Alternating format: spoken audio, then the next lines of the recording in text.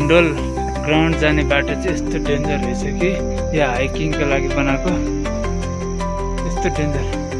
त्यहाँ तल बाइक राखेर यहाँ 20 मिनट जति हिँड्नुपर्छ अरे। अरे निकै डरलाग्दो छ बाटो, एकदम रिस्की।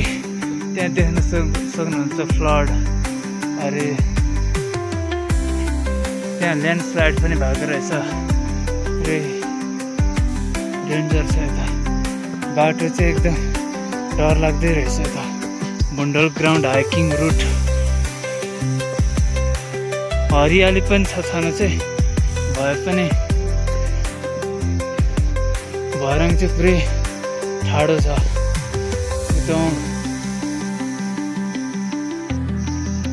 एभ्री वान यहाँ देख्न सक्नुहुन्छ तपाईँहरूले, यहाँ चाहिँ धेरै वनमारा हुँदो रहेछ, पुरै वनैभरि देख्न सक्नुहुन्छ। अगाडि यस्तो सिडी बनाइदिएको छ कि बुन्डोल ग्राउन्ड जाने। जे होस् राम्रो छ सिडी चाहिँ। यहाँ आज पानी पनि परेर पुरै चिसो छ।